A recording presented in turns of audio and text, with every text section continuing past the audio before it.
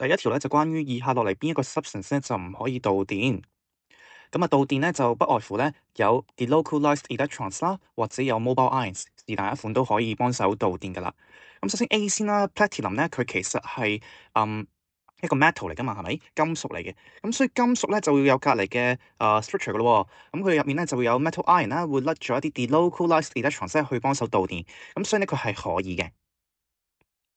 咁啊，至於 B 咧就係一個 lead to bromide，佢係一個 ionic compound 嚟嘅。咁當然如果佢 molten 咗個咧 molten，咁即係意思咧佢可以咧啲 ions 咧就會變咗 mobile ions 噶啦，即係佢可以自由咁流動啦。咁咧呢啲咧就係可以幫手導電嘅 mobile ions。咁至於咧C 咧就會係呢個嘅 graphites 啦。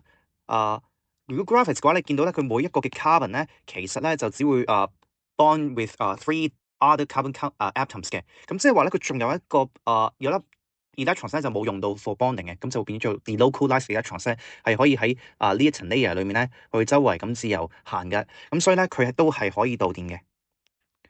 至於 dot 咧就唔得啦，因為咧佢其實係一個有一個 simple molecular structure，咁亦都即係話咧入面咧就只有一啲嘅 molecule 啦，去喺裏面嘅啫。咁所以咧molecule 咧就唔會有呢個嘅 delocalized electrons 同埋 mobile ions 嘅。